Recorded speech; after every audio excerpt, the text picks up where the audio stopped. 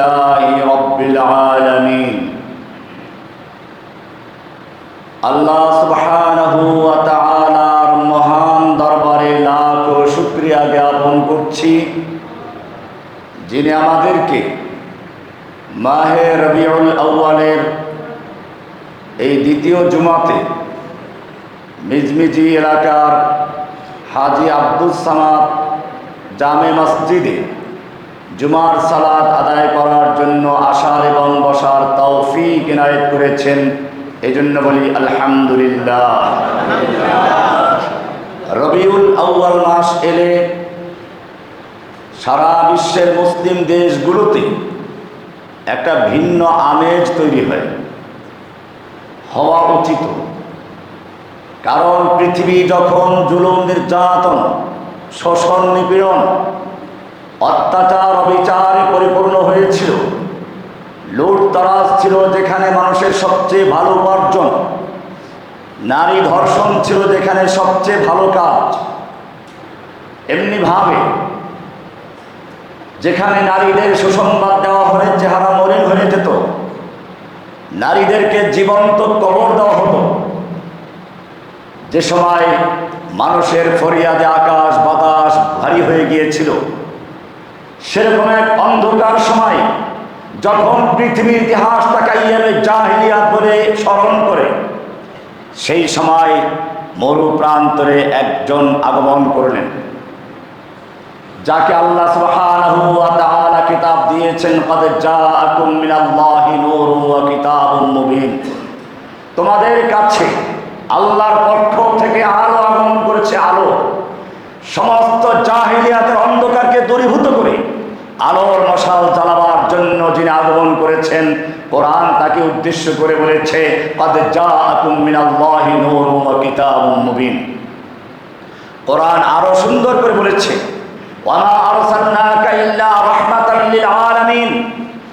মহাবিশ্বের জন্য রহমত করে আমি তাকে প্রেরণ করেছি, শুধুমাত্র কোনো আরবের জন্য নয়, কোনো দেশের জন্য নয়, কোনো নির্দিষ্ট ভূখণ্ডের জন্য নয়, কোনো নির্দিষ্ট সময়ের জন্য নয়। সময়ের গণ্ডি পেরিয়ে ইতিহাসের সব কিছু ছেদ করে আমি তাকে মহাবিশ্বের জন্য প্রেরণ করেছি। ওয়ামা আরসালনাকা ইল্লা রাহমাতাল লিল আলামিন। আল্লাহ সুবহানাহু ওয়া তাআলা যার সম্পর্কে পরিষ্কার বলেছেন, ইন্নাকা লাআলা খুলুকিন আযীম। নিশ্চয়ই আপনি মহান চরিত্রের উপরে প্রতিষ্ঠিত। শুধু এ পর্যন্তই না, আল্লাহ সুবহানাহু ওয়া তাআলা গোটা বিশ্বের মানুষের জন্য তাকে আদর্শ রূপে গ্রহণ করে বলেছেন, লাকাদ কানা লাকুম ফি রাসূলিল্লাহি উসওয়াতুন হাসানা। তোমাদের জন্য রাসূলের মধ্যে রয়েছে উত্তম আদর্শ। মূলত এই পৃথিবী হচ্ছে একটা মাহফিলের মঞ্চের মতো। একটা বিষয়ে মাহফিল হবে, আলোচনা হবে, বিষয়টা হচ্ছে তাওহীদ, আল্লাহর একত্ব। এই বিষয়ে ওয়াজ করার জন্য আল্লাহ রাব্বুল আলামিন বক্তা নির্ধারণ করলেন, বিশ্বের জন্য নেতা নির্ধারণ করলেন। আল্লাহ সুবহানাহু ওয়া তাআলা মানব সৃষ্টির সূচনা দিয়ে বলেছিলেন, ইন্নী জাইলুন ফিল আরদি খলিফা। আমি পৃথিবীতে আমার খলিফা পাঠাতে চাই। এই আয়াত অনুযায়ী প্রতিটি মানুষ জন্মগতভাবে, সৃষ্টিগতভাবে আল্লাহর খলিফা হয়ে পৃথিবীতে আগমন করে। কিন্তু প্রত্যেকটা মানুষ যদি খলিফা হয়, তাহলে বিশ্বের শৃঙ্খলা চলবে না।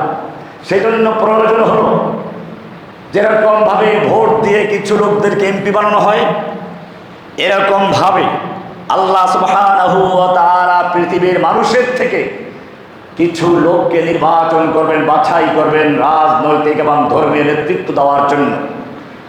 আল্লাহ সুবহানাহু ওয়া তাআলা এই পৃথিবীর বুকে নেতৃত্ব দেওয়ার জন্য মানুষের সামাজিক, ধর্মীয়, রাজনৈতিক সব ক্ষেত্রে নেতৃত্ব দেওয়ার জন্য যেই লোকগুলোকে বাছাই করেছেন, তারা আর কেউ নন, তারাই হচ্ছেন নবী এবং রাসূল।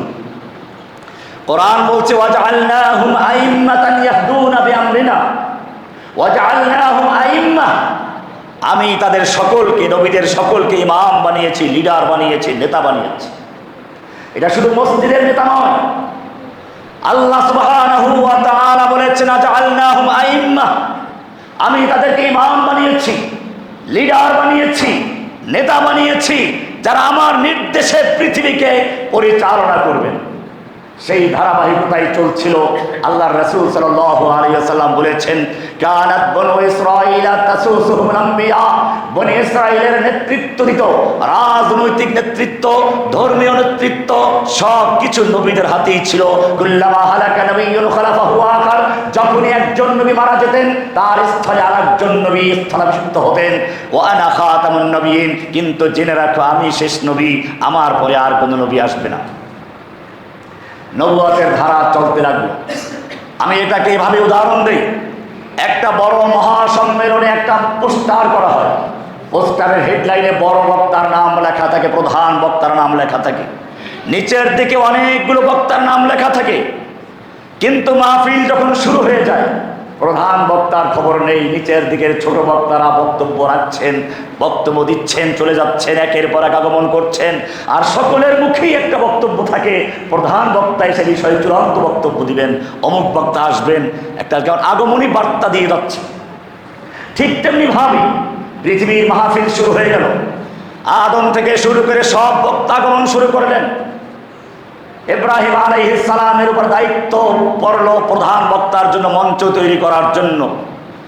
প্রধান মেহমান আসবেন, মহাবিশ্বের মহা মেহমান আসবেন, রব্বুল আলামিনের পক্ষে মেহমান আসবেন, রাহমাতুল লিল আলামিন আসবেন, মহাবিশ্বের রবের পক্ষ থেকে মহাবিশ্বের রহমত আসবেন, যার উপরে নাজিল হবে হুদাল লিল আলামিন। সেই মহান ব্যক্তি কি যিকরাল লিল আলামিন, তার জন্য মঞ্চ তৈরি করা দরকার। মঞ্চ তৈরি করার জন্য আর কাউকে না, ইব্রাহিমকে দায়িত্ব দিচ্ছেন।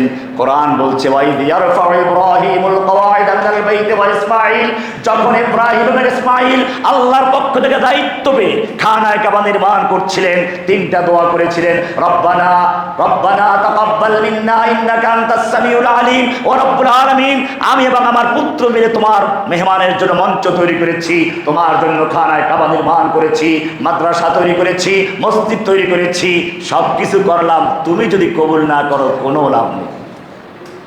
রব্বুল আলামিন তোমার কাছে ফরিয়াদ, রব্বানা তাকাব্বাল মিন্না ইন্নাকা আনতাস সামিউল আলিম, আমাদের পক্ষ থেকে তুমি এটা কবুল করে নাও, তুমি তো আমাদের অন্তরের খবর জানো, মুখের কথা শুনতে পাচ্ছ। প্রথম দোয়া, যেই কোনো মাদ্রাসা মসজিদ তৈরি হবে প্রথম দোয়া করতে হবে, তুমি কবুল করো। রব্বানা বলেন, রব্বানা তাকাব্বাল মিন্না ইন্নাকা আনতাস সামিউল আলিম। মুখস্থ করবেন, বাপের শেখানো দোয়া। আমাদের বাপকে ইব্রাহিম আলাইহিস সালাম, এখানে তাওহীদের পিতা, দোয়া শিখালেন। 2 নম্বর দোয়া করলেন, রব্বানা ওয়াজআলনা মুসলিমাইনি লাকা, ও রব্বুল আলামিন, আমরা তোমার জন্য মসজিদ তৈরি করলাম, মাদ্রাসা তৈরি করলাম, কবুলও করলাম, কিন্তু অনেক কপাল পোড়া আছে যারা মসজিদ তৈরি করে, মাদ্রাসা তৈরি করে, নিজের সন্তানকে মাদ্রাসায় পড়ায় না। এলাকার লোকদেরকে বলবো, এই মসজিদের সাথে দেখলাম অনেক ঘর আছে, সুন্দর আছে, একটা অত্যাধুনিক নিজেদের সন্তান পড়তে পারে এরকম একটা মাদ্রাসা করবেন সব। এই জেনেতর মাদ্রাসা না, যেই মাদ্রাসার ছাত্র হবে আরবিতে বললে আরবদের মতো, ইংরেজি বললে ইংরেজদের মতো, বাংলা বললে বাঙালির মতো। এই মরাদর আলেম তৈরি করে লাভ নেই। যারা সাহসী হবে হামজার মতো, যারা যোদ্ধা হবে আলীর মতো, আদর্শ হবে মুহাম্মদুর রাসূলুল্লাহ সাল্লাল্লাহু আলাইহি ওয়াসাল্লাম, যাদের প্রসঙ্গে আল্লাহ তাআলা বলেছেন, আল্লাহ রাসূল বলেছেন, আল মুমিনুল কাবিয়্যু খায়রুম মিনাল মুমিনিদ দাঈফ, শক্তিশালী মুমিন আল্লাহর কাছে দুর্বল মুমিনের চেয়ে অনেক প্রিয়, অনেক ভালো। সেরকম আলেম তৈরি করা দরকার। আলহামদুলিল্লাহ তৈরি হচ্ছে, এই যে দেখেন অনেক ছাত্র এসে গেছে, এরা সেই আলেম। আমরা আশাবাদী এখানে যারা আপনারা কমিটির লোকজন আছেন, এলাকাবাসী আছেন, আপনারা এরকম একটা, যেহেতু মসজিদ আছে, মাদ্রাসাও তৈরি করাই আছে, সাহস করেন, অর্থ ব্যয় করবেন। মসজিদ তৈরি হলো, নিজের সন্তান পড়ে না, মাদ্রাসায় নিজের সন্তান পড়ায় না, এই কপাল পোড়াদেরকে আল্লাহর রাসূল আল্লাহ ইব্রাহিম আলাইহিস সালাম ধিক্কার দিচ্ছেন। উনি শিখিয়ে দিলেন। 2 নম্বর দোয়া করলেন, কি দোয়া করবে শোনো, রব্বানা ওয়াজআলনা মুসলিমাইনি লাকা ওয়া মিন যুররিয়াতিনা উম্মাতাম মুসলিমাতান লাক। ও রব্বুল আলামিন, আমরা তোমার জন্য মসজিদ তৈরি করেছি, তোমার জন্য মাদ্রাসা তৈরি করেছি, তুমি মাদ্রাসা মসজিদ কবুলও করে নিয়েছো, কিন্তু আমরা যদি কবুল না হই কপাল পোড়া হয়ে যাব। ও রব্বুল আলামিন, তুমি আমাকে বা আমার সন্তানদেরকে তোমার এই ঘরের জন্য ইবাদত করা, এই ঘরের খেদমত করা, এখান থেকে ইলম অর্জন করা এবং আমাদের ভবিষ্যৎ প্রজন্মকেও প্রজন্মের পর প্রজন্ম এখানে কাজ করার তৌফিক দান করো। দোয়া বুঝতে পেরেছেন? এলাকার লোক ভালো করে শুনবেন। 3 নম্বর দোয়া, মসজিদ তৈরি হয়ে গেল, কবুল হয়ে গেল, আপনারাও কবুল হয়ে গেছেন, সন্তানরাও কবুল হয়ে গেল। এখন সন্তানদেরকে পড়াবার জন্য শিক্ষক দরকার, মসজিদের ইমাম দরকার। অবশ্য আপনাদের সে চাহিদা আছে, আপনারা তো আমাকে কত অনুরোধ করেছেন সেই শুরুর থেকে, জেল থেকে বের হওয়ার পরে। 3 নম্বর দোয়া ইব্রাহিম আলাইহিস সালাম করেছেন, রব্বানা ওয়া বা'আস ফীহিম রাসূলাম মিনহুম ইয়াতলু আলাইহিম আয়াতিক। ও রব্বুল আলামিন, আমরা তোমার জন্য মসজিদ তৈরি করেছি, খানায়ে কাবা নির্মাণ করেছি, হেদায়েতের কেন্দ্র তৈরি করেছি, আলোর বাতিঘর তৈরি করেছি। তুমি কবুল করেছো, আমাদেরও কবুল করেছো, আমাদের সন্তানদেরও কবুল করেছো। এখন তো শিক্ষক প্রয়োজন, আমাদের সন্তানদের কে পড়াবে, কে শিক্ষা দিবে? 3 নম্বর দোয়া করছেন, রব্বানা ওয়া বা'আস ফীহিম রাসূলাম মিনহুম। হে আমাদের রব, তুমি আমাদের সন্তানদের মধ্যে, আমাদের সন্তানদের মধ্যে রাসূল পাঠাও। মিনহুম, তাদের থেকেই, কোনো ফেরেশতা রাসূল না, জিন না, অন্য কিছু না, আমাদের সন্তানদের মধ্য থেকে রাসূল পাঠাও। পরিষ্কার মনে রাখবেন, অনেক লোক আছে রাসূলের ভালোবাসা বয়ান করতে গিয়ে আল্লাহ রাসূলের ভাষাই দেয়। খ্রিস্টানরা অতিরঞ্জন করে নবীদেরকে আল্লাহর পুত্র বানিয়েছে, ইহুদিরা উযায়রকে আল্লাহর পুত্র বলেছে, খ্রিস্টানরা যিশুকে আল্লাহর পুত্র বলেছে। ইসলাম পরিষ্কার করে দিচ্ছে, নবী আল্লাহর পুত্র নন, নবী আল্লাহর কোনো অংশ নন, নবী আল্লাহ নন, নবী হচ্ছে মানুষের নবী। আল্লাহ তাআলার কাছে ইব্রাহিম দোয়া করেছেন, রব্বানা ওয়া বা'আস ফীহিম, আমার সন্তানদের মধ্যে রাসূল পাঠাও, মিনহুম, তাদের মধ্য থেকেই, কোনো জিন রাসূল না, ফেরেশতা রাসূল না, আল্লাহ রাসূল না, রাসূল হবে মানুষ। রাসূল হবে কে? যাতে করে মানুষের দৈনন্দিন কাজ, পেশাব করা, পায়খানা করা, হাগামোতা, খাওয়া দাওয়া, ঘুমানো, সব কিছু, স্ত্রী সন্তান সব শিক্ষা দিতে পারে এমন একজন রাসূল পাঠাও। ইয়াতলু আলাইহিম আয়াতিকা, যার প্রধান কাজগুলো হবে, প্রথম কাজ ইয়াতলু আলাইহিম আয়াতিক, তোমার আয়াতকে তেলাওয়াত করবে, আয়াত তেলাওয়াত করবে, কোরআন শিখাবে। ওয়ায়ুআল্লিমুহুমুল কিতাব ওয়াল হিকমা, কিতাব শিখাবে, হিকমা শিখাবে। ওয়ায়ুযাক্কিহিম, এবং তাদের আত্মাকে পরিশুদ্ধ করবে। আমি এটা আগে আলোচনা করেছিলাম, দোয়ার মধ্যে একটু ধারাবাহিকতায় ভুল হয়ে গেছে। কারণ ওয়ায়ুযাক্কিহিম তাজকিয়া, তাজকিয়া মানে পরিচ্ছন্ন করা। একটা পুরাতন বিল্ডিং এ রং করতে গেলে পরিষ্কার আগে করে, ঘষে মেজে ধুয়ে মুছে পুরাতন রং পরিষ্কার করে তারপর নতুন রং করে। ইব্রাহিমের দোয়ার মধ্যে ওয়ায়ুযাক্কিহিম চলে গেছে শেষে, উল্টো হয়ে গেছে। আল্লাহ রাব্বুল আলামিন সংশোধন করে তারপরে কবুল করেছেন। সূরা জুমার 2 নম্বর আয়াত দেখবেন, হুয়াল্লাযী বাআসা ফিল উম্মিয়িনা রাসূলাম মিনহুম ইয়াতলু আলাইহিম আয়াতিহি ওয়া ইউযাক্কিহিম, তিনি আল্লাহ যিনি উম্মিয়িনদের মধ্যে রাসূল প্রেরণ করেছেন। ইয়াতলু আলাইহিম আয়াতিহি, যেই রাসূল আল্লাহর আয়াত তেলাওয়াত করে শোনাবেন, তেলাওয়াত প্রথম কাজ। 2 নম্বর কাজ ওয়া ইউযাক্কিহিম, আত্মাকে পরিশুদ্ধ করে পরিচ্ছন্ন করবেন। ওই যে বললাম ঘষা মাজা আগে, পরিচ্ছন্ন করার আগে অন্তরের ভিতরে আল্লাহ ছাড়া যত কিছু বসে আছে, খাজা বাবা, গাজা বাবা, ল্যাংটা বাবা, দরগাওয়ালা, দুর্গাওয়ালা, মাজারওয়ালা, যত রকমের গায়রুল্লাহ আছে, আল্লাহ ছাড়া যে সমস্ত নেতা নেত্রী আল্লাহর আইন বাতিল করে বিকল্প আইন তৈরি করে, এই সমস্ত যত কুসংস্কার আছে, এক আল্লাহ ছাড়া অন্তরের ভিতর থেকে সমস্ত কিছুকে লা ইলাহা উৎখাত করে দিয়ে ইল্লাল্লাহ বলে শুধু আল্লাহকে বসাবে। এটার নাম তাজকিয়া, এর নাম কি? আত্মশুদ্ধি। এটাই তাওহীদের মূল ভিত্তি। এটাই বলা হয়েছে আনতা আবুদাল্লাহ কাআন্নাকা তারাহু, তুমি আল্লাহর ইবাদত এমন ভাবে করবে যেন আল্লাহকে দেখতে পাচ্ছ, কোনো ভায়া নাই, কোনো মাধ্যম নাই। আনতা আবুদাল্লাহ কাআন্নাকা তারাহু, তুমি যেন আল্লাহকে দেখতে পাচ্ছ। ফাইল্লাম তাকুন তারাহু, যদিও তুমি আল্লাহকে দেখতে পাচ্ছ না, ফাইন্নাহু ইয়ারাকা, আল্লাহ তোমাকে সরাসরি দেখতে পাচ্ছে। কোনো ভায়া নাই, মাধ্যম নাই।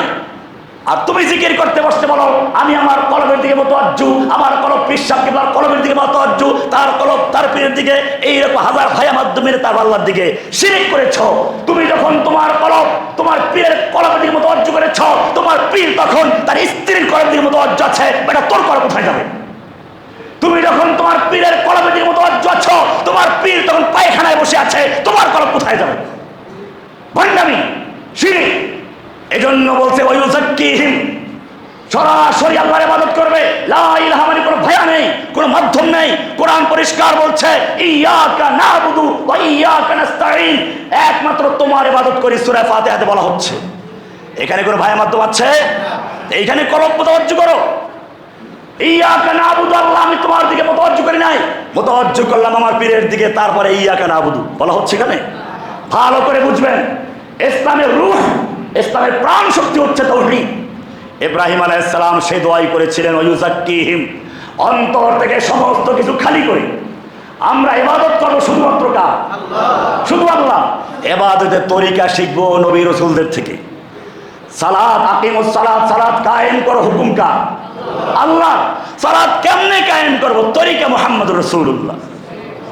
হজ করব, ফরজ হুকুম করেছেন কে? হজ কেমনে করব? তরিকা মুহাম্মদুর রাসূলুল্লাহ। সিয়াম পালন করব, ফরজ করেছেন লা ইলাহা ইল্লাল্লাহ, কেমনে সিয়াম পালন করব? মুহাম্মদুর রাসূলুল্লাহ। সোজা কথা, হুকুম লা ইলাহা ইল্লাল্লাহ, তরিকা মুহাম্মদুর, এর বাইরে আর কোনো কিছু নেই। এটাই বলা হয়েছে ওয়ায়ুযাক্কিহিম ওয়া ইউআল্লিমুহুমুল কিতাব ওয়াল হিকমা, কিতাব ও হিকমতের তালিম দিবেন, এটার নাম তাওহীদ। সব কিছু পরিষ্কার করে তারপরে কিতাব ও হিকমতের তালিম দিয়ে নতুন রং করবেন।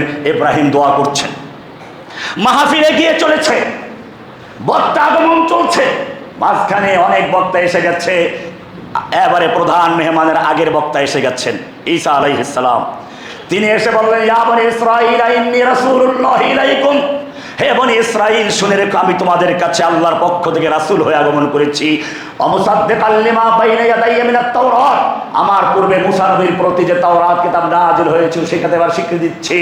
অমুবাশশিরাম বিরাসূলিন, আর আমি তোমাদের সুসংবাদ দিচ্ছি এমন একজন রাসূল সম্পর্কে, ইয়াতি মিন বা'দ ইসমুহু আহমদ, যিনি আমার পরে আসবেন তার নাম আহমদ। তার নাম কি? আমি ব্যাখ্যায় যাচ্ছি না, আমাদের নবীজির নাম আসমানে আহমদ। আসমানে কি? আহমদ, জমিনে মুহাম্মদ। জমিনে কি? আহমদ মানে হচ্ছে সর্বাধিক প্রশংসাকারী, তার মানে সৃষ্টির যত প্রশংসা আল্লাহর আরশে গিয়ে পৌঁছে যায়, সমস্ত প্রশংসার মধ্যে সর্বাধিক বেশি প্রশংসা যিনি করেন তার নাম হচ্ছে আহমদ।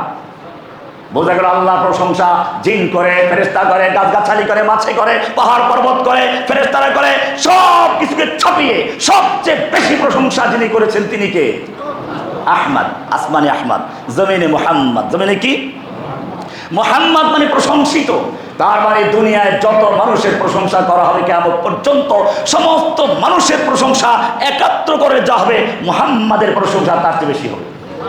মুহাম্মদ বলতে লোভ লাগছে, মুহাম্মদ আহমদের দুটো নাম আরবি আপনারা পড়েছেন, প্রত্যেকটা আরবি অক্ষরের মধ্যে দুই রকম অক্ষর আছে, নোক্তাওয়ালা, নোক্তা ছাড়া। আলিফ খালি বার নিচে এক নোক্তা আপনারা পড়েছেন। আমি জিজ্ঞেস করতে চাই, আহমদ লিখতে যে কয়টা অক্ষর, মুহাম্মদ লিখতে যে কয়টা অক্ষর, কোন নোক্তা আছে কিনা? নাই। কেন নাই?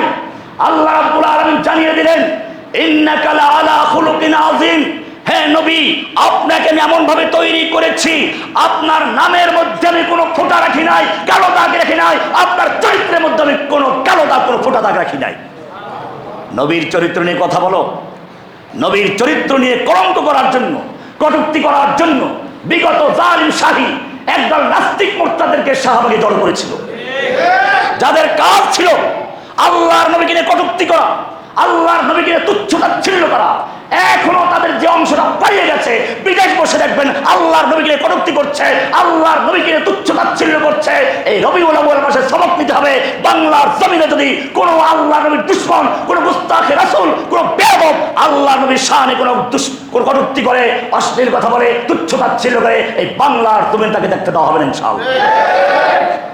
বলছিলাম আল্লাহ রাব্বুল আলামিন জানিয়ে দিলেন, ইন্নাকা লাআলা খুলুকিন আযীম, নবীর নামের মধ্যে কোনো নোক্তাওয়ালা অক্ষর নেই। আমি আরো বলবো, মুহাম্মদ বলে দেখুন, ঠোঁটের সঙ্গে ঠোঁট লেগে যায়। আল্লাহ তাআলা জানিয়ে দিলেন, যেই নবীর নামের অক্ষরগুলো বলতে গেলে ঠোঁটের সঙ্গে ঠোঁট লেগে যায়, এই নবীর আদর্শ, এই নবীর চরিত্র যারা তাদের জীবনে, ব্যক্তি জীবনে, পারিবারিক জীবনে, সামাজিক জীবনে, রাষ্ট্রীয় জীবনে, আন্তর্জাতিক জীবনে, ব্যাংকে, আদালতে সব জায়গায় কায়েম করবে, সেই জাতির অন্তরের সঙ্গে অন্তর মিলে যাবে। লাকাদ কানা লাকুম ফি রাসূলিল্লাহি উসওয়াতুন হাসানা। এটাই হয়েছিল। আরব দেশে মানুষ মারামারি করতো, যুদ্ধ করতো, সেই ফজ্জার যুদ্ধ, যেটাকে ফিজার যুদ্ধ বলা হয়, আউস খাজরাজের যুদ্ধ, সমস্ত যুদ্ধগুলোকে মিটিয়ে দিয়ে ভাই ভাই তৈরি করে দিয়েছিল। কোরআন বলছে ওয়াকুনতুম আলা শাফা জুরুফিন শাফা হুফরাত মিনান নার, তোমরা ছিলে একে অপরের শত্রু, তোমরা ছিলে ধ্বংসের দ্বার প্রান্তে, আল্লাহ তাআলা ফাআনকাযাকুম মিনহা, সেখান থেকে তোমাদের মুক্তি দিয়েছেন, সেখান থেকে ছাড়িয়ে নিয়ে এসেছেন। নবী আসলেন, পৃথিবীতে আসলো।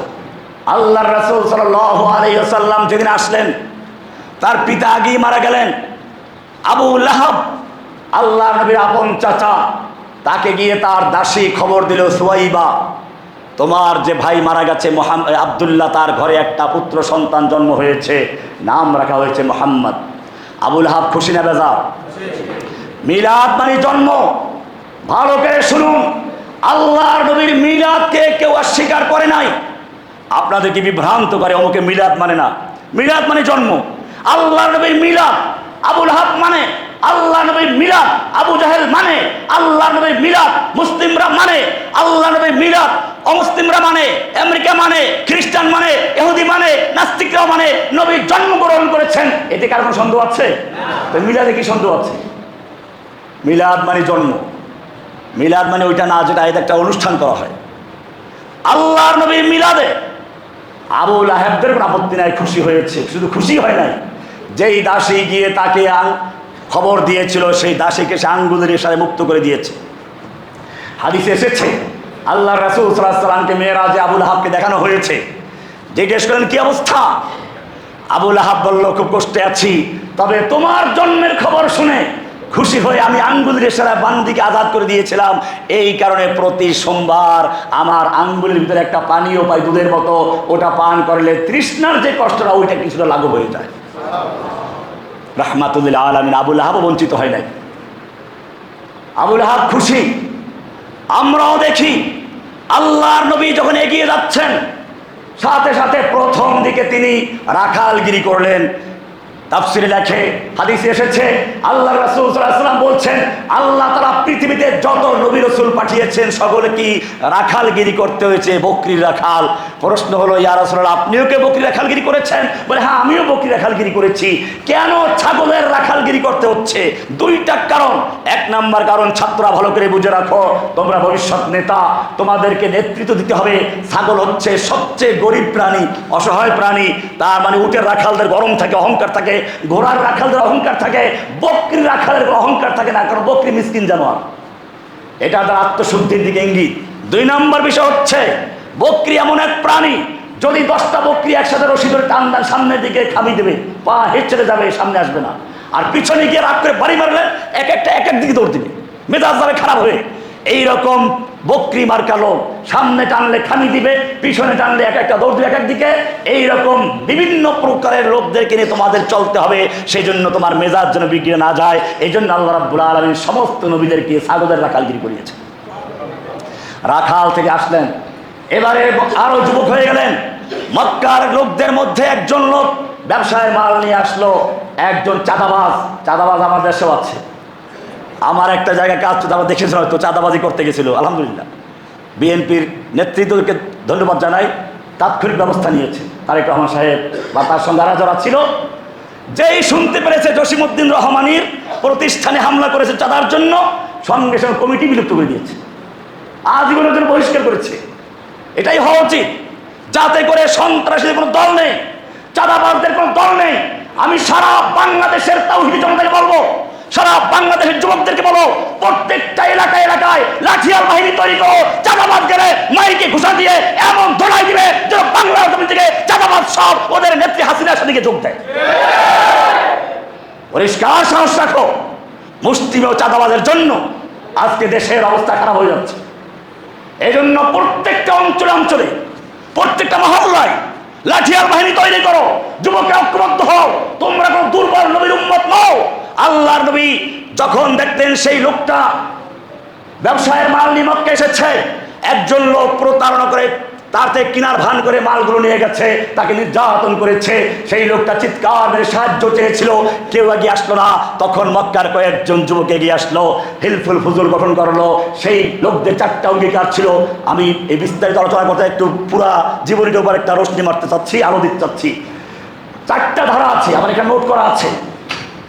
আল্লাহর রাসূল সাল্লাল্লাহু আলাইহি ওয়াসাল্লাম সেই হিলফুল ফুজুরে যোগদান করলেন।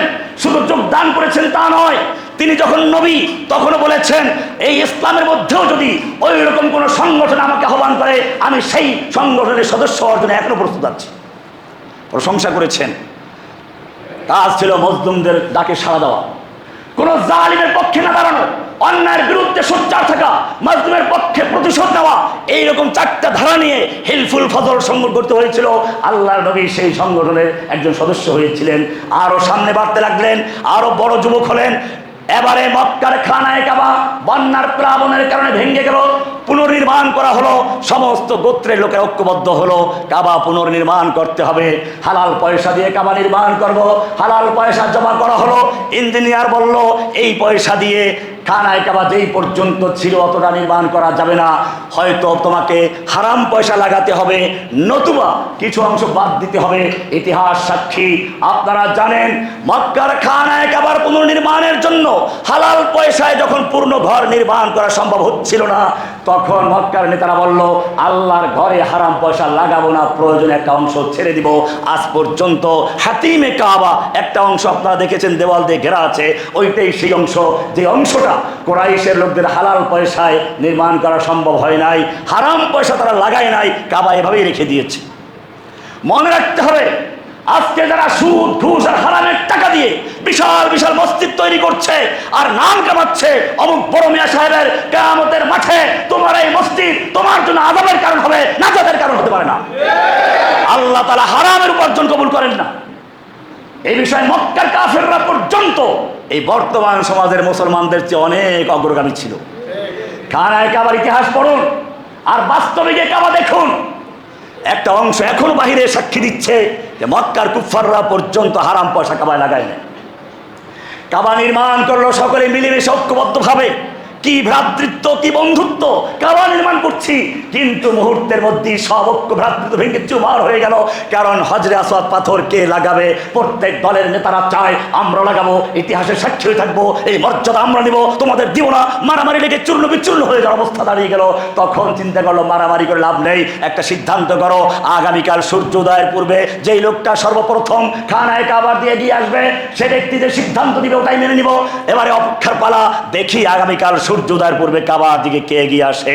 সূর্যোদয়ের সঙ্গে সঙ্গে পূর্ব দিক থেকে সাফা মারওয়া পাহাড়ের দিক থেকে এক যুবক এগিয়ে আসছে। সেই যুবক আর কেউ নয়, সেই যুবক সে যে কখনো মিথ্যা বলে না, যে কোনো প্রতারণা করে না, যে ব্যক্তি গোটা আরবে আল আমিন বলে প্রসিদ্ধ।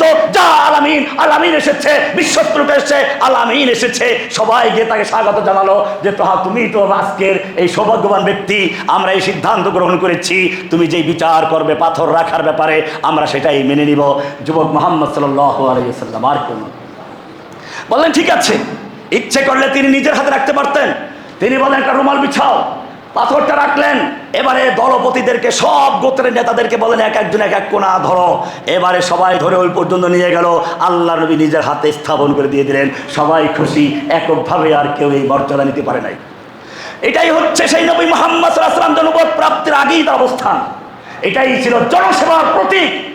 আজকে তোমরা যারা নেতৃত্ব দিতে চাও, সমাজের কাজ করতে চাও, তোমাদের শিক্ষা নিতে হবে। আল্লাহর নবী সেই বিশ্বস্ততা অর্জন করেছিলেন যে কারণে তাকে আল আমিন বলা হয়েছিল। আল্লাহর নবী সেই সাহস অর্জন করেছিলেন যে কারণে মাজলুমরা সকলে তার পক্ষে ছিল। আল্লাহর নবী এবারে আরো কিছু পাওয়ার জন্য গারে হেরায় গিয়ে চিন্তামগ্ন হতে লাগলেন। ফায়াতাহান্নাসু ফি গারে হেরা, গারে হেরায় কয়েকদিনের খাবার নিয়ে যেতেন, আবার খাদিজার কাছে আসতেন, খাদিজা খাবার তৈরি করে দিতেন, চলে যেতেন। একদিন হঠাৎ আসলো ইকরা পড়ো। ইতিহাস আপনারা জানেন, দুইবার তিনবার বলে আমি বানাবে কারিম পড়তে পারি না। এবারে জিব্রাইল ধরে চাপ দিলেন, এরপরে বলেন ইকরা বিসমি রাব্বিকাল্লাযী খালাক, 5 আয়াত নাযিল হয়ে গেল। আল্লাহর নবী খাদিজার কাছে চলে আসলেন। হাদিসে বলা হয়েছে ইয়ারজুফু ফুআদুহু, বুকটা ধরফর করে কাঁপছিল আর বললেন জাম্মিলুনি জাম্মিলুনি, আমাকে চাদর দাও চাদর দাও, ইন্নী খাশিতু আলা নাফসি, আমি জীবন আশঙ্কা বোধ করছি, আমি হয়তো আর বাঁচবো না। খাদিজা কি বলেছিলেন?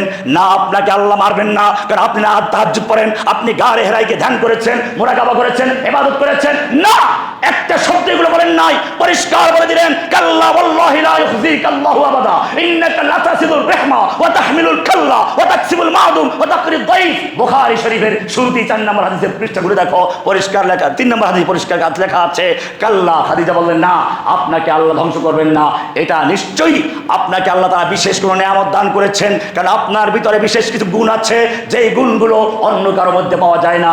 ইন্নাকা লাতাসিলুর রাহমা, আপনি তো আত্মীয়তার সম্পর্ক কখনো ছিন্ন করেন না, আত্মীয়তার সম্পর্ক বজায় রেখে চলেন। ওয়া তাহমিলুল কাল্লা, সমাজের ঋণগ্রস্ত অসহায় মানুষের বোঝা আপনি বহন করে ঋণ পরিশোধ করে দেন। ওয়া তাকরিদ দাইফ, বিদেশি আগন্তুক মেহমানদের আপনি মেহমানদারি করেন। ওয়া তুঈনু আলা নাওয়াইবিল হক, এবং দুর্যোগ মুহূর্তে আপনি মানুষের পাশে গিয়ে দাঁড়ান, সাহায্য করেন।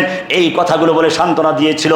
বোঝা গেল আল্লাহর রাসূল সাল্লাল্লাহু আলাইহি ওয়াসাল্লাম সমাজে এই কাজগুলো করেই নিজেকে প্রতিষ্ঠিত করেছিলেন। এখানে তাহাজ্জুদের প্রসঙ্গ আসে নাই, এখানে গারে হেরায় গিয়ে আপনি ধ্যান করেন সেই প্রসঙ্গ আসে নাই, আপনি খানায় কাবায় তাসবিহ তাহলিল করেন সেই প্রসঙ্গ আসে নাই। বুঝতে হবে, তুমি যদি বিশ্বের নেতৃত্ব দিতে চাও, তুমি যদি সত্যিকার অর্থে মুহাম্মাদের আদর্শ গ্রহণ করতে চাও, তাহলে তোমাকে এই গুণগুলো অর্জন করতে হবে, জনসেবার সাথে জড়িত হতে হবে, মানুষের পাশে দাঁড়াতে হবে। খেদমতুল খালক, আল্লাহ রাসূল সাল্লাল্লাহু আলাইহি ওয়াসাল্লাম আরো এগিয়ে যাচ্ছেন। নবুয়াত প্রাপ্তির পরে 3 বছর ওহুদ বন্ধ ছিল, তারপরে ধারাবাহিক শুরু হলো। 3 বছর গোপনে গোপনে দাওয়াত দিলেন। এবারে আল্লাহর পক্ষ থেকে হুকুম নাযিল হয়ে গেল, ফাসদা বিমা তুমার, হে নবী আপনি আর গোপনে নয়, আপনার উপরে আল্লাহর পক্ষ থেকে যা আদিষ্ট হয়েছেন তা প্রকাশ্যে আপনাকে বলতে হবে। আল্লাহর নবীকে আরো বলা হলো ওয়ানজির আশীরাতাকাল আকরাবিন, আপনি আপনার নিকট আত্মীয়দেরকে সতর্ক করুন, দাওয়াত দিন।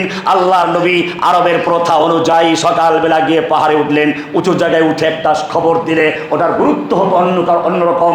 আল্লাহর নবী আরবের সেই নিয়ম অনুযায়ী সকালবেলা গিয়ে সাফা পাহাড়ে উঠলেন, জোরে ডাক দিলেন ইয়া সাবাহা, ওহে সকালের বিপদ, ইয়া বনি হাশিম ইয়া বনু ফেহর ইয়া বনু মুত্তালিব ইয়া বনু কুরাইশ, সব একত্র হয়ে গেল। নেতারা যে আসতে পারে না, এসে নিজের পক্ষ থেকে প্রতিনিধি পাঠালো, সব নেতারা জড়ো হয়ে গেল। এবারে আল্লাহর রাসূল সাল্লাল্লাহু আলাইহি ওয়াসাল্লাম আবারও তার সেই বিশ্বস্ততার স্বীকৃতি আদায় করলেন। ও আমার মক্কার নেতারা, আজকে যদি আমি তোমাদেরকে বলি এই পাহাড়ের অপর প্রান্তে অপর পাশে শত্রু বাহিনী উৎপেতে বসে আছে, যেই কোনো মুহূর্তে মক্কা আক্রমণকে তছনছ করে দিবে, তোমরা কি আমার কথা বিশ্বাস করবে? মক্কার নেতারা সকলেই বলল নাম, আমা জাররাবনা কাযিবান কত্তু, আমরা অবশ্যই তোমার কথা বিশ্বাস করব, কারণ আমরা তোমার থেকে কখনো মিথ্যা শোনার অভিজ্ঞতা অর্জন করি নাই, তুমি কখনো মিথ্যা বলো না। এটা বিশ্বস্ততার প্রতীক। বুঝা গেল সমাজে কাজ করতে হলে তোমাকে বিশ্বস্ত হতে হবে। ধোঁকাবাজি প্রতারকদেরকে দুনিয়ার কেউ ভালোবাসে না।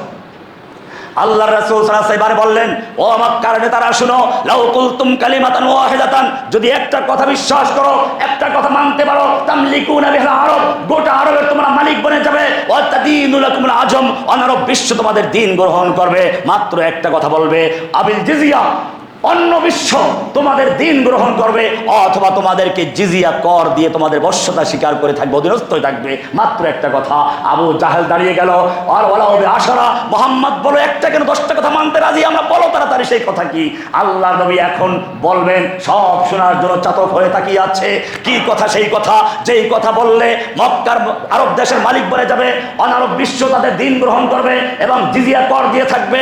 একটা কথা মানলে এত বড় মর্যাদা, এত বড় নেতৃত্ব প্রতিষ্ঠিত হবে গোটা বিশ্বের উপরে। তাড়াতাড়ি বলো। এবারে শুনুন, আল্লাহর নবীর চাচা আবু লাহাব নবীর জন্ম খবর শুনে খুশি হয়েছিল, কিন্তু এখন মিশন ঘোষণা হবে, কি বিরোধিতা করছে দেখুন কি হচ্ছে।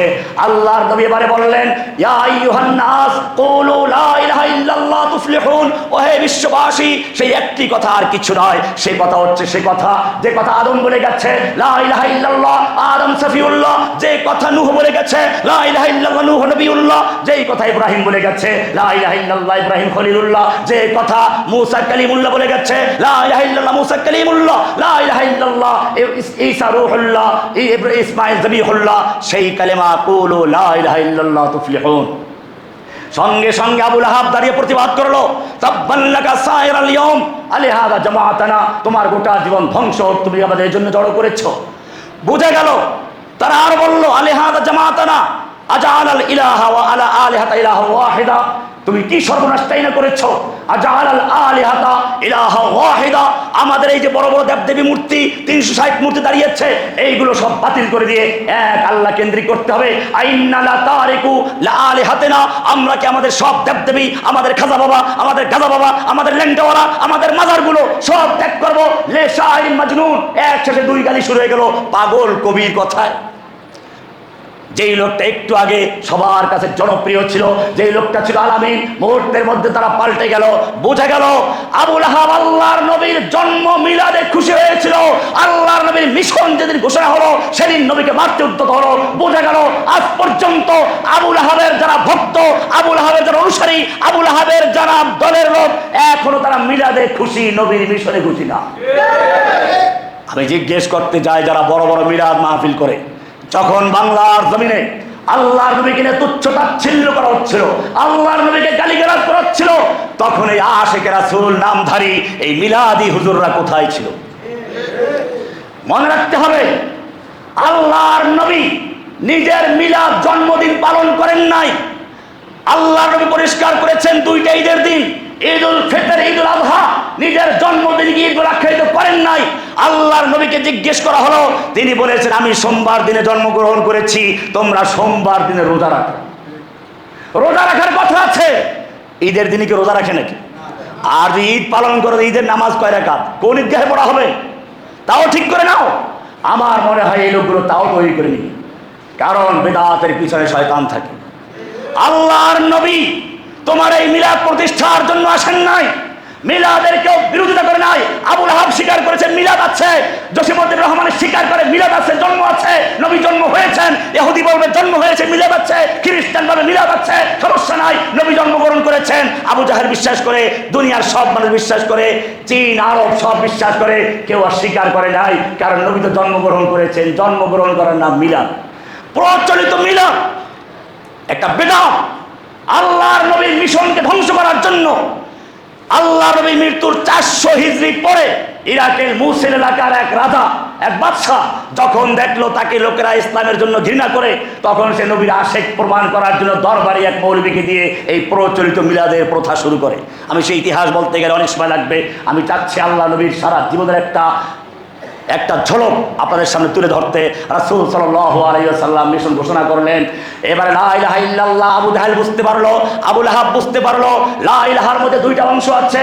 লা ইলাহা মানে বর্জন, ইল্লাল্লাহ মানে গ্রহণ। লা ইলাহা মানে খালি করা, ইল্লাল্লাহ মানে পূরণ করা। লা ইলাহা মানে কুফর করা, ইল্লাল্লাহ মানে ঈমান আনা। কোরআন বলছে ফামান ইয়াকফুর বিত-তাগুত, যেই ব্যক্তি লা ইলাহা বলে সমস্ত তাগুতকে বর্জন করলো, আল্লাহর পরিবর্তে যাদের পূজা করা হয়, আল্লাহর পরিবর্তে যাদের কাছে প্রার্থনা করা হয়, আল্লাহর পরিবর্তে যারা আল্লাহর পরিবর্তে আইন তৈরি করে, আল্লাহর পরিবর্তে যে আইন তৈরি করা হোক সেই আইন দিয়ে যারা বিচার ফয়সালা করে, এইরকম যারাই আল্লাহর পরিবর্তে নিজেরা দুনিয়াতে তাগুত হয়ে বসে আছে, কোরআন বলছে লা ইলাহার মাধ্যমে সব তাগুতকে কুফর করতে হবে, বর্জন করতে হবে। ফামান ইয়াকফুর বিত-তাগুত, সূরা আলে বাকারা 256 নম্বর বলছেন লা ইলাহার মানে হচ্ছে ফামান ইয়াকফুর বিত-তাগুত, সব তাগুতকে কুফর করো, বর্জন করো। ওয়ায়ুমিন বিল্লাহি, ইল্লাল্লাহ বলে এক আল্লাহকে ধরো। এই দুই অংশ মিলে ফাকাদ ইসতামসাকা বিল উরওয়াতিল উসতা।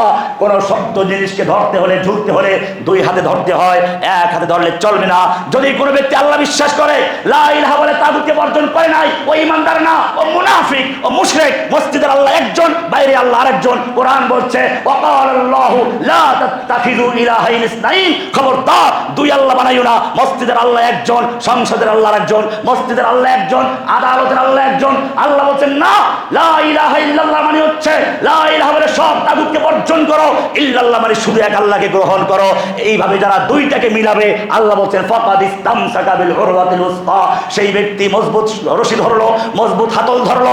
লান ফিসাম লাহা, দুনিয়ার কোনো শক্তি, দুনিয়ার কোনো ঝড় হওয়া, দুনিয়ার কোনো প্লাবন, দুনিয়ার কোনো ভয় ভীতি তাকে আল্লাহ থেকে বিচ্ছিন্ন করতে পারে না, কারণ সে মজবুত হাতল ধরেছে। যালিকা বিআন্নাল্লাহা মাওলাল্লাযীনা আমানু ওয়া আন্নাল কাফিরিনা লা মাওলা লাহুম। দুনিয়ার শক্তিদের কাছে অস্ত্র আছে, সৈনিক আছে, বোমা আছে, তোমার মাওলা আছে, ওদের মাওলা নেই। যালিকা বিআন্নাল্লাহা মাওলাল্লাযীনা আমানু ওয়া আন্নাল কাফিরিনা লা মাওলা লাহুম। এটাই প্রমাণ হয়েছে যুগে যুগে। বদর যুদ্ধে মাত্র 313 জন নিরস্ত্র, অপর দিকে আবু জাহেলের নেতৃত্বে 1000 সশস্ত্র যোদ্ধা। স্লোগান হচ্ছে রাতের বেলায় ওলু হবল, হবলের জয় হোক। জয় বাংলা নাকি? হোবালের জয় হোক, এই জয় স্লোগান আবু জাহেল আগিয়ে দিয়েছে। সুতরাং বুঝতে হবে, এই জয় বাংলা স্লোগান দিয়ে যুগে যুগে আবু জাহেলের যুগ থেকে ইসলামকে ধ্বংস করার চক্রান্ত করা হয়েছে। জয় বাংলা ধ্বংস হয়েছে, তাওহীদ বিজয় হয়েছে। আল্লাহ নবী বললেন বলো আল্লাহু আকবার। ওরা আল্লাহু আকবার ধ্বনি বন্ধ করে দিয়ে জয় বাংলা তৈরি করেছে। ওদের কাছে আল্লাহু আকবার ধ্বনি এত ঘৃণ ছিল, আল্লাহু আকবার স্লোগান বরদাস্ত করতে পারে না, যে স্লোগান তাদের গ্রেফতার করত। এটা নতুন কথা নয়। হাদিস পড়ুন, ইতিহাস পড়ুন। বদরের রাতে দোয়া হচ্ছে, আবু জাহেল দোয়া করছে, আল্লাহ আমরা তোমার খানায় কাবার মেহমানদের মেহমানদারি করি, হাজিদেরকে পানি খাওয়াই, তোমার কাবা নির্মাণ করি। আমাদের মধ্যে দুইটা দল যুদ্ধে লিপ্ত হয়েছে, যেই দলটা তোমার কাছে প্রিয় তাকে সাহায্য করো। দোয়া থাকাস। আল্লাহ নবী দোয়া করছেন, এমন দোয়া করলেন আবু বকরকে বলছে বাস বাস থামেন থামেন, আল্লাহ আপনাকে সাহায্য করবেন, আপনাকে বঞ্চিত করবেন না। আল্লাহ রাসূল সাল্লাল্লাহু আলাইহি ওয়াসাল্লাম দোয়া করছে, ওরাও দোয়া করছে। ওরা বলছে লানাল উজ্জা ওয়ালা উজ্জা লাকুম, আমাদের উজ্জা আছে মূর্তির নাম, বড় মূর্তি, উজ্জা আছে তোমাদের উজ্জা নাই। আল্লাহ রাসূল বলে বলো মাওলা আমাদের, তোদের মাওলা নাই। লানাল মাওলা ওয়ালা মাওলা লাকুম আল্লাহু ওয়ালিয়্যুল্লাযিনা আমানু, এটাই ছিল মুমিনের শক্তির উৎস। লা ইলাহা, দাওয়াত দিলেন, সামনে এগিয়ে গেলেন। আমি সামনে যাচ্ছি, মক্কার লোকের নির্যাতন শুরু করলো, 3 বছর পর্যন্ত অবরুদ্ধ করে রাখলো। সে আবি তালেবে বলা হলো এদেরকে সাথে কোনো লেনদেন করা যাবে না, বেচা কেনা করা যাবে না। 3 বছর পর্যন্ত নবীকে কত কষ্ট ভোগ করতে হয়েছে।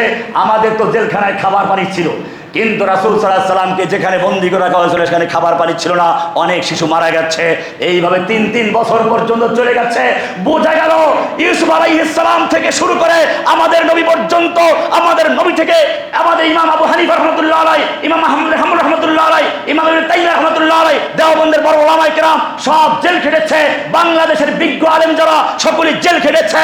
যারা বলে জেল খাটা নাকি অপরাধীদের প্রমাণ, আমি জিজ্ঞেস করতে চাই আল্লাহর নবী তো জেল খেটেছিলেন, ইউসুফ আলাইহিস সালাম জেল খেটেছিলেন। আমি বলতে চাই বরং জেল খাটতে হলে যোগ্যতার প্রয়োজন হয়। কাউয়া কোনো ব্যক্তি খাঁচায় পালে নাকি? খাঁচায় বন্দীদের ওই সকল পাখিদেরকে, যেই পাখির কণ্ঠে সুর আছে, বুলবুলি পাখি অথবা দেখতে সুন্দর ময়ূর পাখি, যেগুলো মানুষ লালন পালন করে খাঁচায় পালে, কিন্তু কাউয়া কোনোদিন কেউ পারে না, কারণ গানও গাইতে পারে না, রূপটাও সুন্দর না। মনে রাখতে হবে আল্লাহর কাছে যুগে যুগে যারা পরীক্ষা দিয়েছেন, জেল খেটেছেন, তাদের হয়তো ইমানি শক্তি থাকতে হবে, নতুবা তাকওয়া থাকতে হবে। এছাড়া ফালতু লোকদেরকে জেলখানায় আল্লাহ তাআলা নেন না। যে পরিষ্কার হলেন, দালালদেরকে আল্লাহ রাব্বুল আলামিন জেলে নেন না। জেল তো হচ্ছে পরীক্ষার জায়গা। স্বর্ণ যদি সুন্দরী নারীর গলার হার হতে চায়, তাকে আগুনের পোড়া খেতে হয়, হাতুড়ির বাড়ি খেতে হয়, তারপর অলংকার হয়, তারপরে সুন্দরী নারীর গলার হার হয়। ঠিক তেমনি ভাবে তুমিও যদি আল্লাহর জান্নাতের অলংকার হতে চাও, জেনে রাখবে দুনিয়ার জেল জুলুম নির্যাতন নিপীড়নের মাধ্যমে তোমাকে পরীক্ষা করা হবে। তোমার ইব্রাহিম আলাইহিস সালামকে আগুনে পোড়ানো হয়েছে, তোমার নবীকে নির্যাতন করা হয়েছে, হত্যার চক্রান্ত করা হয়েছে। সব কিছু মোকাবেলা করে সামনে এগিয়ে গিয়েছেন, আল্লাহ তাকে বিজয় দান করেছেন। যতবার নির্যাতন এসেছে ততবার সাহায্য এসেছে। আমি আর সেই দিকে গেলাম না। কোরআন বলছে ওয়ালা সাওফা ইউতিকা রাব্বুকা ফাতারদা, আপনাকে আপনার রব দিবেন, আপনি খুশি হবেন। ওয়ালা সাওফা ইউতিকা রাব্বুকা ফাতারদা, প্রত্যেকটা ধাপে ধাপে যখনই নবীর উপর পরীক্ষা এসেছে আল্লাহ তার বিনিময়ে একটা পুরস্কার দিয়েছে। একটা দেখাই, খাদিজা এবং হযরতে খাদিজা রাদিয়াল্লাহু তাআলা আনহা এবং আবু তালেব আল্লাহ নবীর 2 জন সাহায্যকারী একই বছর মারা গেল। নবী খুব কষ্ট পেলেন। যার সঙ্গে কথা বলবেন, যার সঙ্গে আলোচনা করবেন, আশ্রয় পাবেন, আজকে সেই 2টা ছায়া মাথা থেকে চলে গেছে। কিছুটা অসহায় বোধ করলেন। আল্লাহ রাব্বুল আলামিন জিবরাইলকে বলেন যাও, আমার নবী কথা বলার লোক পাচ্ছে না, পরামর্শ করার লোক পাচ্ছে না, আমার কাছে নিয়ে আসো, আর সে আমার সঙ্গে সে কথা বলবে, তার সান্ত্বনা আমি দেবো তাকে। এরকম প্রত্যেকটা ধাপে ধাপে আল্লাহ নবীকে আল্লাহ তারা বিজয় দান করেছেন। নবীর সুন্নাহ মোতাবেক যারা চলবে, হকের উপর থাকবে, আল্লাহ তাদেরকে বিজয় দান করেন। শর্ত হলে সেই সাহস রাখতে হবে। দালালদের জন্য দুনিয়া আল্লাহ তাআলা কোনো সাহায্য করবেন না। দেখেন নাই একদল লোক বিগত সরকারের সময়, জালিম শাহীর সময় ভয় আর লোভে এরা আল্লাহর দিনের অনেক পরিভাষাকে পরিবর্তন করে দিয়েছে, অনেক হকের কথাকে তারা বিকৃত করে দিয়েছে। কেউ জান্নাতের টিকিট দিয়েছে, ওই যে কাফিলউদ্দিন বেদাতি বলে দিল আপনি জান্নাতি মহিলা, আর একজনে বলে দিল আপনি কওমি জননী। আমি বলতে চাই দাজ্জাল আসলে তোমরা কি করবে? এই সামান্য লোভ বরদাস্ত করতে পারো নাই, সামান্য ভয় বিশ্বাস করতে পারো নাই, জেনে রাখবে দাজ্জালের কাছে এর চেয়ে বেশি শাস্তি থাকবে, এর চেয়ে বেশি রোগ থাকবে। আজকে যা এই জালেম সরকারের সামান্য নির্যাতনে নিপীড়নে ভয় পেয়ে তাদের দলে যোগ দিয়েছে, আপনি দেখবেন দাজ্জাল আসতে পারে, এই লোকগুলো তার দলে যোগ দিবে। আমি জিজ্ঞেস করতে চাই, তোমরা কি দাজ্জালের দলে যোগ দিবে না ঈসা আলাইহিস সালামের দলে যোগ দিবে? দাজ্জালের অনুসারী হবে না ইমাম মাহদীর সৈনিক হবে? ইমাম মাহদীর সৈনিক হতে হবে আমাদের, সেই জন্য তৈরি হতে হবে। সেই সময় আসতেছে, ঘনিয়ে আসতেছে। আল্লাহ রাসূল সাল্লাল্লাহু আলাইহি ওয়াসাল্লাম ভবিষ্যৎবাণী করেছেন, ইসাবাতানে, আমার দুইটা উম্মতে দুইটা গ্রুপ, আহরাজাহুমুল্লাহু মিনান নার, যাদেরকে আল্লাহ তাআলা জাহান্নামের আগুন থেকে মুক্তি দিয়েছেন। এই দুইটা দল কারা? ইসাবাতুন তাগজুল হিন্দা, একটা দল হবে তারা যারা গাজওয়াতুল হিন্দ, হিন্দুস্তানে বড় ধরনের যুদ্ধ হবে, সেই যুদ্ধে যারা যুদ্ধ করবে তারা। আর একটা হচ্ছে ইসাবাতুন তাকুনু মা ঈসা ইবনে মারইয়াম, আর একটা হবে ওই দল যারা ঈসা ইবনে মারইয়ামের সঙ্গী হয়ে দাজ্জালের বিরুদ্ধে লড়াই করবে। সেই জন্য মনে রাখতে হবে, বাংলাদেশে কোনো খুচরা মুচরা কোনো কাজ হবে কেউ না করে। আমাদের দেশে কিছু আছে খুচরা মুজাহিদ, এরা এখানে পটকা মারে, এখানে চলে যায়, আর ধরা পড়লে রহমানীদের নাম বলে দেয়। এগুলো চক্রান্ত, রয়ের এজেন্ট এগুলো। আপনারা হয়তো ইখলাসের সঙ্গী কাজ করছেন, আপনি জানেন বাংলাদেশে আলেম ওলামাদেরকে গ্রেফতার করার জন্য এবং যারা তেজস্বী আলেম তাদেরকে জেলে ভরার জন্য হাসিনা সবচেয়ে বড় যে নাটক তৈরি করেছিল তা হলো জঙ্গি নাটক। এই জঙ্গি নাটকের মাধ্যমে যারা তেজস্বী আলেম তাদেরকে জেলে ঢুকিয়েছে, এবং যারা এই দেশে যুবকরা প্রতিবাদ করতে পারে সেই যুবকদেরকে জঙ্গি মানে জেলে ঢুকিয়েছিল। আল্লাহর ভাই, বড় ভাই, দেখেন না এমন কাপুরুষ পালিয়ে গেছে, আর ওর অনুসারী ওই যে প্রধান বিচারপতির পিছনে হ্যান্ডকাপ লাগিয়ে তারপরে চোরের মতো বেঁধে নিয়ে যাচ্ছে। আর এক বিচারকের তো আন্ডাই ভেঙে দিয়েছে। মনে রাখতে হবে, এটা দুনিয়ার অবদান, আখিরাতের শাস্তি এর চেয়ে আরো বড় রয়েছে। সুতরাং ভয় পেও না, ভয় পাওয়ার কোনো প্রয়োজন নেই। ঐক্যবদ্ধ থাকো। ওই যে মাঝে মাঝে ভেঙচি বাড়ে, ইনশাআল্লাহ ওটা তোমাদের ইমানকে তাজা করার জন্য, যে আবার ঘুমিয়ে গেলে কিনা সেজন্য কবি বলেছেন, তুম দিয়ে বাদে মুখালিফ সে না ঘবরায়ো কব, ये तो चलती है तुझे ऊंचा उड़ाने के लिए। ए ঊর্ধ্ব গগনের বাজ পাখি যুবকেরা, তু শাহিন হয় পরওয়াজ হয় কাম তেরা। তুমি তো বাজ পাখি, তোমার কাজ হচ্ছে ঝড়ো হওয়ার তালে তালে উঠতে চলতে থাকা। তোমাকে মাঝে মধ্যে ভারত থেকে ভেঙচি মারে, মাঝে মধ্যে উস্কানি দেয়, এটা কোনো ভয় পাওয়ার কারণ নেই। ঐক্যবদ্ধ থাকো। ইনশাআল্লাহ নেত্রী যেমন পালিয়ে গেছে, ওর এখনো যারা অবশিষ্ট উচ্ছিষ্ট কিছু রয়ে গেছে, এগুলো পালাবার জন্য পথ তৈরি করছে। ওই ধাক্কায় ইনশাআল্লাহ একসময় পালিয়ে চলে যাবে। ভাইয়েরা আমার, আল্লাহর নবী এগিয়ে যাচ্ছেন, নবীকে হত্যা করার চক্রান্ত করা হলো, ঘেরাও করা হলো। আল্লাহ তাআলা বলেছেন, ওয়াইল ইয়ামকুরু বিকাল্লাযীনা কাফারু লিইউসবিতুকা আও ইয়াকতুলুক। নবীকে হত্যা করার জন্য ঘেরাও করা হয়েছে। নবীর বিছানার নিচে আমানতের মাল আছে। কাদের আমানত? এই মক্কার যারা হত্যা করার জন্য ঘেরাও করেছে ওদের আমানত। আল্লাহর নবী আলীকে বললেন, আলী আমার বিছানায় শুয়ে পড়ো, চাদর গায়ে শুয়ে থাকো। আল্লাহর নবী বের হয়ে চলে গেলেন, ধুল মারলেন। কোরআন বলছে, আমা রমাইতা ইয রমাইতা ওয়ালাকিন্নাল্লাহ রমা। আপনি যখন ওদের মুখে ধুলা মেরেছিলেন, ওটা আপনি মারেন নাই, স্বয়ং আল্লাহ ওদের মুখে ধুলা মেরে দিয়েছিল। নবী বের হয়ে চলে গেলেন, আলী শুয়ে আছেন। আপনি আমি হইলে কি করতাম? লোকটা নিজের জান বাঁচাবার জন্য আমাকে শুয়ে রেখে গেল, আমি মরলাম না বাঁচলাম দেখলো না। না, এটাই মনে রাখতে হবে, তুমি যদি কাজ করতে চাও তোমার নেতৃত্বের অনুসরণ তোমার করতে হুকুম মানতে হবে। কোরআন সুন্নাহ মোতাবেক হুকুম দিই। আলী শুয়ে আছেন। আলী বললেন, আমার প্রথম দিকে কিছু ভয় লেগেছিল, কিন্তু পরক্ষণে আমি বলি, দুনিয়ার যত মুহূর্ত আমি কাটিয়েছি সবচেয়ে আনন্দের মুহূর্ত ছিল, নিরাপত্তার মুহূর্ত ছিল, নিরাপদ মুহূর্ত ছিল ওই সময়টা যখন আমি ঘেরাওয়ের ভিতরে আল্লাহ নবীর বিছানায় শুয়েছিলাম। কারণ কি? কারণ আল্লাহ নবী আমাকে বিছানায় শুয়ে রেখে বলতে চান নাই, বলেন, আলী আমার এই বিছানার নিচে টাকা পয়সা স্বর্ণ মুদ্রা রৌপ্য মুদ্রা আছে, অমুক অমুকের আছে, এইগুলো তুমি কাল সকালে পৌঁছে দিয়ে সুযোগ বুঝে মদিনায় চলে গিয়ে দেখা করবে। আমি বুঝতে পারলাম আমাকে যদি ওরা মারে তাহলে আল্লাহর নবী খেয়ানতকারী হবেন, আমানত রক্ষা পাবে না। আমি বুঝতে পারলাম আল্লাহ তার নবীকে খেয়ানতকারী বানাবেন না। আমি নিরাপদ থাকবো, আমার মাধ্যমে নবীর আমানত আদায় করা হবে, এবং তারপরে মদিনায় পৌঁছে নবীকে জানিয়ে দিব, তারপরে মৃত্যুর চিন্তা করব। এর আগ পর্যন্ত আমার আর কোনো মৃত্যুর চিন্তা নেই। এটা আমি মান। তুমি আমি হলে কি করতাম? আল্লাহ নবী চলে গেলেন, মদিনায় গিয়ে যুদ্ধমান বিবদমান গ্রুপগুলিকে ঐক্যবদ্ধ করলেন। আউস এবং খাজরাজ যুগ যুগ ধরে যুদ্ধ করছিল, আল্লাহর নবী তাদের মধ্যে উখুওয়াত কায়েম করে ভ্রাতৃত্ব বন্ধন করলেন। সেই লোকগুলো যারা একে অপরকে যুগ যুগ ধরে হত্যা করেছে এখন একসাথে বসে মসজিদে নবীর খুতবা শুনছেন। সেই লোকগুলো যারা ওসিয়াত করে যেত আমাদের সঙ্গে মুখে যুদ্ধ আছে, খবর তো আপোষ করা যাবে না, এখন তারা ভাই ভাই হয়ে আছে। কোরআন বলছে ইজ কুনতুম আদাআন ফাআল্লাফা বাইনা কুলুবিকুম, তোমরা ছিলে পরস্পরের শত্রু, আল্লাহ তোমাদের মধ্যে শত্রুতাকে বন্ধুত্বের বন্ধনে আবদ্ধ করে দিলেন। এভাবে তিনি বন্ধুত্ব তৈরি করলেন। মদিনার থেকে মক্কা থেকে হিজরত করে মদিনায় যারা গেল তাদের সঙ্গে আনসার এবং মুহাজিরদের বন্ধুত্ব করে দিলেন। এরকম ভাবে মদিনার আশপাশে যে সমস্ত ইহুদি ছিল তারা যাতে করে নিরাপত্তা থাকতে পারে সেজন্য মদিনার সনদ ঘোষণা করলেন। পৃথিবীর ইতিহাসে সর্বপ্রথম মানবাধিকারের সনদ বলা হয় মদিনা সনদকে। আছে তোমাদের এমন কোন নেতা ওয়াজআলনাহুম আইম্মাহ, আল্লাহর পক্ষ থেকে যে নেতা আল্লাহ পাঠিয়েছেন তিনি শান্তির একটা বার্তা দিলেন গোটা বিশ্বকে মদিনা সনদের মাধ্যমে। সুতরাং আমাদের দেশে যারা প্রচার করে ইসলাম আসলে হিন্দুদের মেরে ফেলবে, চোরের হাত কেটে ফেলবে, পাথর দিয়ে হত্যা করবে, এই ভয়গুলো দেখাচ্ছে, আমি তোমাদেরকে বলবো সব জায়গাতে ইসলামের সৌন্দর্য তুলে ধরো।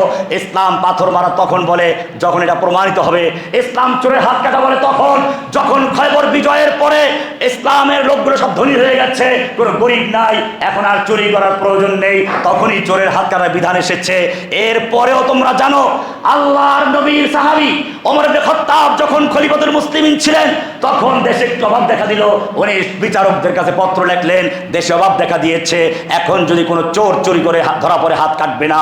কারণ হচ্ছে এই ইসলাম চোরের হাত কাটার বিধান তখনই দেয় যখন মানুষ অন্ন বস্ত্র বাসস্থান সহ মৌলিক চাহিদাগুলো পূরণ করার ব্যবস্থা করে, তারপরে চোরের হাত কাটার বিধান দেয়। কারণ এখন যদি চুরি করে সে পেটের ক্ষুধায় নয়, অভ্যাসের কারণে। বোঝা গেল এই দুনিয়ার চোররা জানে যদি চোরের হাত কাটার বিধান কায়েম হয়ে যায় তাহলে পেঁয়াজ চোর, তেল চোর, লবণ চোরের হাত কাটা যাবে না।